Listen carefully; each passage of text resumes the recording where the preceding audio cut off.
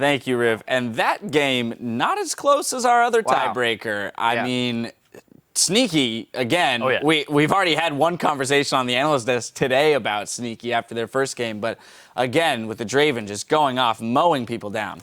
If we go back to yesterday's expectations of today, you're thinking CLG has this easily because Impulse looked awful, right? There's no way that CLG will lose. Cloud9 would beat TSM, and then we'd even see this game. It was the perfect now they're second place. Unbelievable.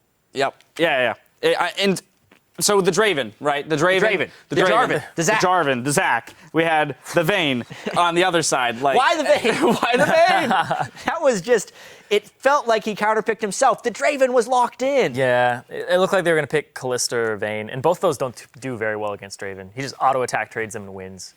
Yep. Yes. That's exactly what happens. And Sneaky was allowed to build up some adoration stacks early in the top lane, rotated down bottom, and then we saw that one engagement.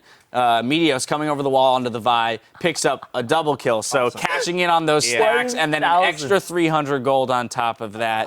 And that comes back with a Youmuu's and a completed eye edge from there. He's critting people for 800 at 27 minutes. He was so fed. He was so fed. Sneaky's Draven was awesome this game. And honestly, Cloud9 played really well. Yeah. Whether it was Cloud9 playing well or CLG being a step slow, it's probably a bit of both. Because the early game here, where Meteos picked up first blood in between the turrets, where CLG didn't seem to be on the faster side of any of the rotations, despite having wards down, and the fact that whenever they tried to make a collapse, it was completely out of sync and their team fights were scattered.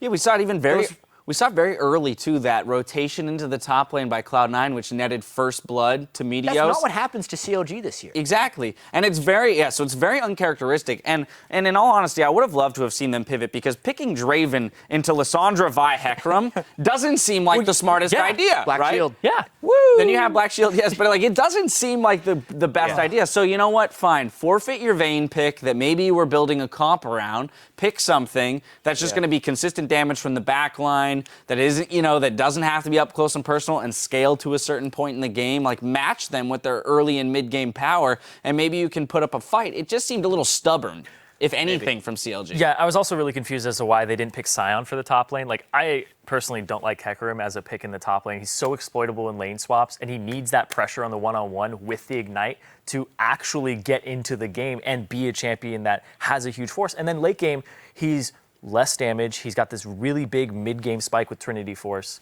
So Zion missed those spikes because they camped him, and Draven was way ahead. Even though he had some armor, it just surpassed it. So the fact that they were going into Champion Select with this strategy from CLG's side, you can tell that these teams had not had so much prep for this game, and that's another reason why C9... Because nobody expected it. Exactly, right? Nobody expected it. Yeah. You can tell. And C9 were like, comfort picks. Let's just go with the Draven, go with the Zac. We trust each other. First pick Maokai. They picked the blue side just for that, and they let it through from CLG. Yep. It didn't look like we'd have teams 1 and 2 from the summer split back as teams 1 and 2 at the end of this spring split. Nothing's really changed in the North American LCS. After this whole crazy split, nothing changes. No, that's not true at all.